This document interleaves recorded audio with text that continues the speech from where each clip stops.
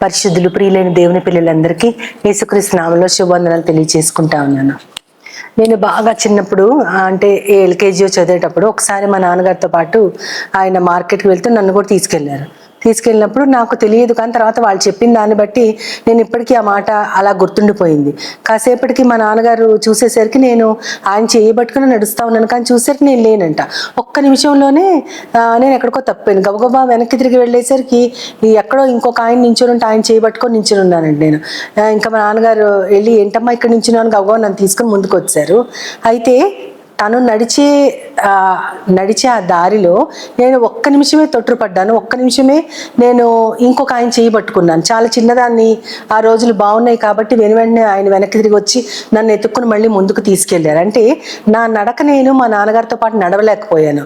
నడవకుండా నేను వేరే వారిని ఆధారం చేసుకుని వాళ్ళు చేయబట్టుకుని ఉన్నాను. అది తెలియని తనమో లేకపోతే ఏమో ఆ టైంలో ఏం జరిగిందో నాకైతే గుర్తులేదు. కానీ అక్కడ కేవలము నేను ఎవరితో వచ్చానో, ఏ తండ్రితో వచ్చానో ఆయనతో నడవకుండా కొంచెం ఒక్క క్షణం పక్కకు తప్పుకున్నాను అనమాట.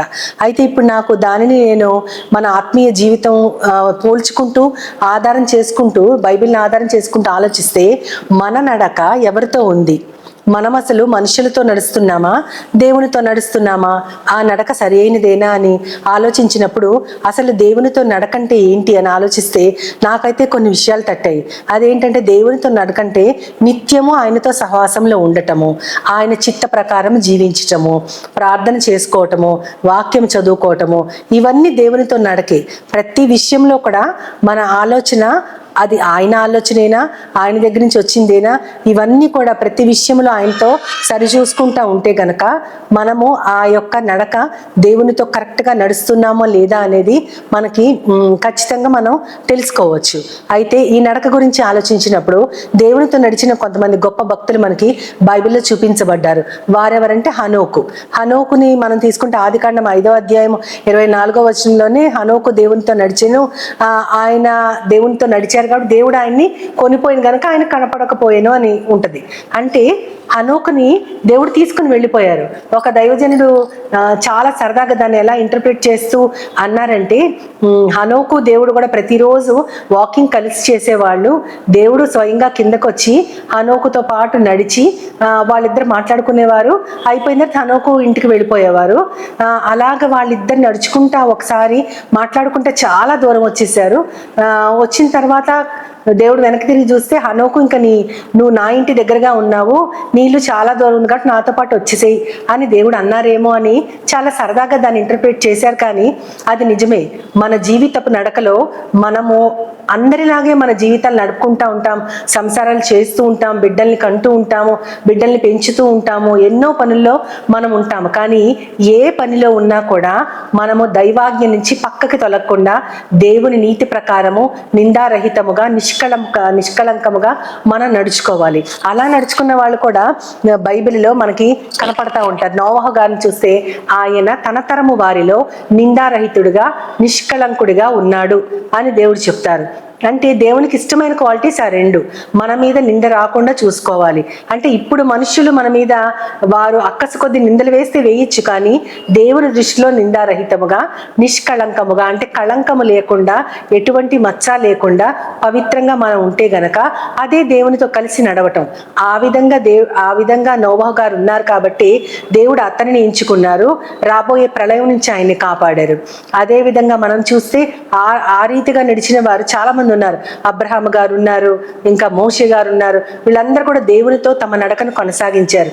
మన అబ్రహాము గారిని చూస్తే 17వ అధ్యాయము 1వ వచనంలో దేవుడు మళ్ళీ అబ్రహాముకి 99 ఏళ్ళు ఉన్నప్పుడు ప్రత్యక్షమయ్యారు.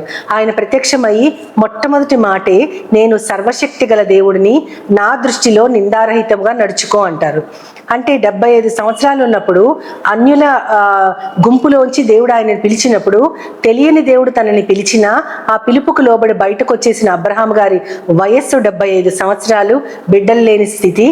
అయినా సరే ఆయన తెలియని దేవుడు అని చూడకుండా తన హృదయ ప్రేరేపణను బట్టి ఆ దేవుని మాటను బట్టి తన వారిని, తన యొక్క స్థితిని, తన యొక్క ఆ యొక్క ప్రదేశాన్ని విడిచిపెట్టి వచ్చేశారు.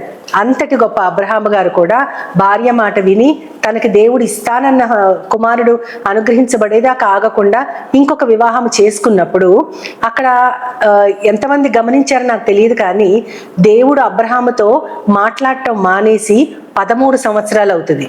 దేవుడు అబ్రహాంతో నిత్యం మాట్లాడుతూ అనేకమైనటువంటి వాగ్దానాలు చేస్తూ ఆయన్ని బలపరుస్తూ ఆయన స్థిరపరుస్తూ ఉన్న దేవుడు. ఎన్నో ఒడిదుడుకుల్ని తట్టుకున్నారు అబ్రహాం గారు. తన భార్య ఇతర రాజులతో దొంగిలించబడ్డా సరే, తన భార్యను తీసుకువెళ్ళిపోయినా సరే దేవుడే కలుగు చేసుకున్న భార్యను తిరిగి అబ్రహాం గారికి ఇప్పించారు. అలాంటిది తాను చేసిన వాగ్దానం నమ్మకుండా తన భార్య మాట చొప్పున నడిచినందుకు, దేవుని వాగ్దానం మీద ఆనుకోకుండా ఉన్నందుకు దేవుడు 13 సంవత్సరాలు అబ్రహాం గారితో మాట్లాడలేదు. మళ్ళీ ఆ 13 సంవత్సరాల్లో ఇష్మాయేలు పుట్టడం, అతను 13 సంవత్సరాల వాడు అవ్వటం జరుగుతుంది. ఆ తర్వాత దేవుడు మళ్ళీ అబ్రహాం గారికి ప్రత్యక్షమయ్యి నేను సర్వశక్తి గల దేవుణ్ణి అన్నారు. సర్వశక్తి గల దేవుడని అబ్రహాం గారికి తెలియదా? ఆయనకు అన్ని తెలుసు. ఆయన ఎటువంటి దేవుడో కూడా తెలుసు. ఆయన ఎంత శక్తిమంతుడో, ఎంత ఉన్నతి గల దేవుడో తెలుసు. కానీ దేవుడు మళ్ళీ ఎందుకు చెప్పుకున్నారంటే, నేను చేస్తానన్న వాగ్దానాన్ని నీ పక్షంగా నేను స్థిరపరుస్తాను, కాబట్టి ఆ సర్వశక్తి నాకుంది, యెహోవాకు అసాధ్యమైనది ఏది లేదని చెప్పుకుంటూ నా సన్నిధిలో నిందారహితంగా నడువు అంటారు. అంటే అప్పటిదాకా ఆయన నడవలేదా అంటే అన్ని విషయాల్లో నడిచారు, కానీ ఒకే ఒక్క విషయము దేవుని మాటను పక్కకు పెట్టి ఆ దేవుని యొక్క వాగ్దానం మీద ఆధారపడకుండా ఆయన చేసుకున్నటువంటి ఇంకొక పెళ్లి గురించి దేవుడు ఆయన మనసులో బాధను ఉంటారు. అందుకనే అబ్రహాం గారితో ఆయన నిత్యము మాట్లాడే దేవుడై ఉన్నా కూడా 13 సంవత్సరాలు ఆయన తన మాటలను ఆపేశారు. నిజంగా మన ఇంట్లో వారు, మన తల్లి తండ్రి మన మీద కోపం వచ్చి కాసేపు మాట్లాడిపోతేనే మనం వారి చుట్టూ తిరుగుతూ ఉంటాం కదా. అటువంటిది అబ్రహాము తన జీవితంలో ఆఖరి దశలో నమ్ముకున్న దేవుడు తనతో మాట్లాడకుండా ఉన్నప్పుడు ఎంతగా ఆయన వ్యధ చెంది ఉండుంటారు. కానీ దేవుడు మరలా తన యొక్క బిడ్డకు ప్రత్యక్షమయ్యి నువ్వు నిందారహితుడిగా నా సమక్షంలో నడువు అంటారు. ఆ విధంగా దేవుని సమక్షంలో నడవటానికి మనకి ఏది ఆధారము? అసలు ఆయన సమక్షంలో మనం నడుస్తున్నాం లేదో మనకి ఎలా తెలుస్తుంది అంటే, ఆయన అనేకమైన విధులను, కట్టడలను, ఆజ్ఞలను మన కోసం పరిశుద్ధ గ్రంథంలో పొందుపరిచి ఉంచారు.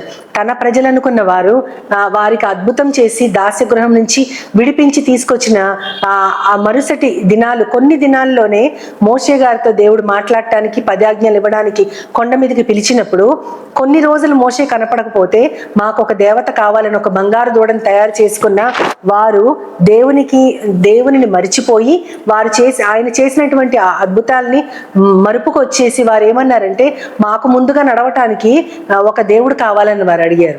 అంటే అప్పటిదాకా వారిని నడిపించిన దేవుడిని వారు మర్చిపోయి తమ నడక కోసము ఒక విగ్రహాన్ని వారు కోరుకున్నారు. కాబట్టి దేవుని దృష్టిలో ఆ విధంగా మనం తొలగిపోకుండా దేవుని యొక్క ఆజ్ఞల్ని, విధుల్ని, కట్టడల్ని మనము మన జీవితంలో ఎప్పుడు గుర్తు చేసుకోవాలి. ఎప్పుడు అంటే ప్రతిసారి గుర్తు చేసుకుంటా ఉండాలి. ఎప్పుడెప్పుడు గుర్తు చేసుకుంటా ఉండాలి? మనం పడుకునేటప్పుడు ప్రార్థన చేసుకుంటే సరిపోతుందా? లేచినప్పుడు చేసుకుంటే సరిపోద్దా అంటే, ద్వితీయోపదేశ ఖండంలో 11వ అధ్యాయం 9వ వచనంలో దేవుడు ఏం చెప్తా ఉంటారంటే, అక్కడ తన జనులకి నీవు నీ ఇంటిలో పండుకునేటప్పుడు, త్రోవలో నడిచినప్పుడు, కూర్చున్నప్పుడు నీ బిడ్డలతో ఇవే మాట్లాడాలని చెప్పారు. మనం ఎక్కువ మన బిడ్డలతో ఏం మాట్లాడతామంటే లోక విషయాలే మాట్లాడతాం.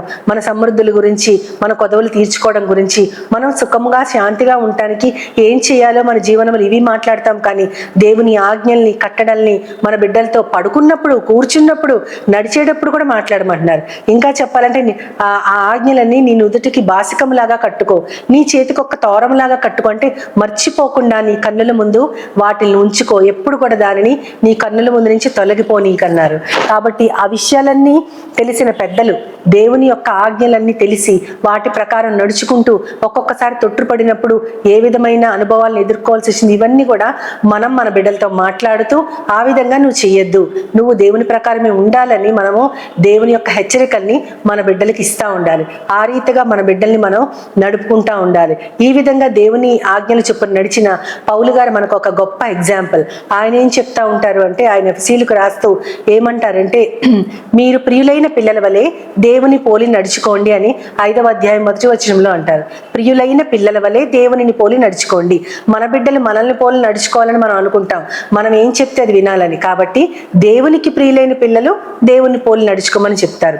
అంతేకాకుండా ఆయన కొరింథీయులకు రాస్తూ ఇంకొక మాట కూడా అంటారు, ఒక అడుగు ముందుకేశారు ఆయన. అక్కడ ఏమనంటూ ఉంటా అంటే, నేను క్రీస్తును పోలి నడుచుకున్నట్లు మీరు నన్ను పోలి నడుచుకోండి.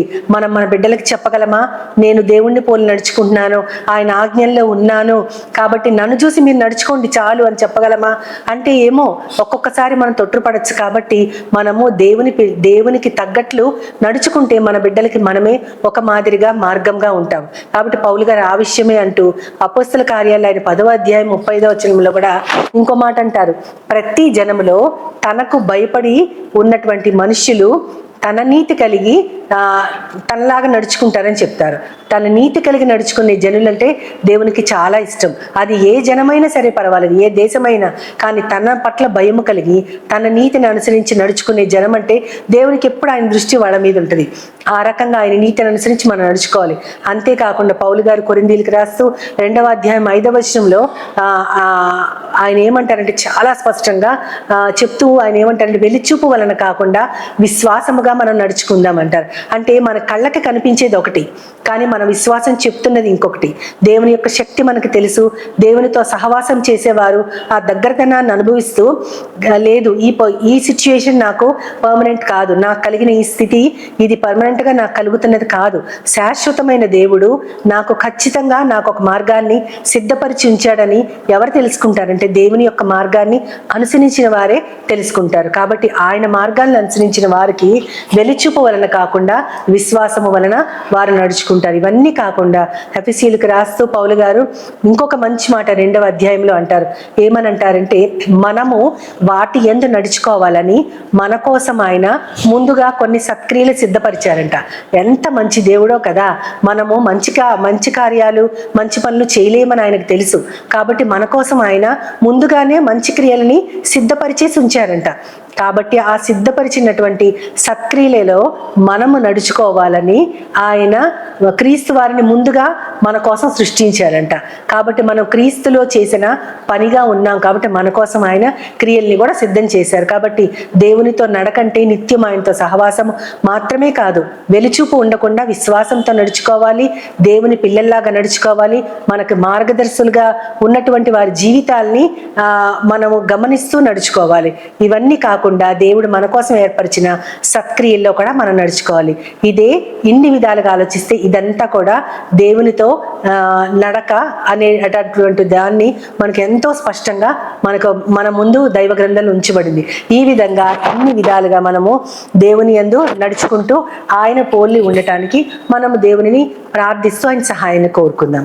మహోన్నతుడా మహాపరిశుద్ధుడైన నా ప్రియ పరమ తండ్రి, నాయన నీతో నడక అనేది చాలా కష్టమని చాలా మంది భావిస్తూ ఉంటారు. కానీ నీ దృష్టిలో రెండే ముఖ్యమైనవి తండ్రి. నిందారహితంగా నిష్కళంకంగా ఉండటమే ప్రభా. లోకము మమ్మల్ని ఏ విధముగా లాగినా సరే మాకు కనపడే లోకాన్ని చూసి కాదు, కానీ వెలిచూపు వలన కాకుండా విశ్వాసంతో నడుచుకోవడానికి మమ్మల్ని బిడ్డలుగా పిలుచుకున్నారు, ప్రత్యేకంగా ఎంచుకున్నారు తండ్రి. నాయన ఏ జనములో అయినా నీకు భయపడి ఉన్న వారికి నీ నీతి కలిగి వారు ఆ దాని చొప్పున నడుచుకుంటారని చెప్పారు ప్రభా. మేము నడుచుకోవడానికి మా కోసము సత్క్రియలు కూడా సిద్ధపరిచి ఉంచావు తండ్రి. నీ పిల్లలాగా ప్రియులైన పిల్లలాగా నిన్ను పోలి నడుచుకోవడానికి నాకు మాకందరికి సహాయం చేయమని ప్రతి విధమైన ఘనతను మహిమన ప్రభావాన్ని నీకు ఆపాదిస్తూ నీ ప్రియ కుమారుడు నా ప్రియ ప్రభు యేసుక్రీస్తు వారి ద్వారా కోరి ప్రార్థిస్తున్నాను పరమ తండ్రి.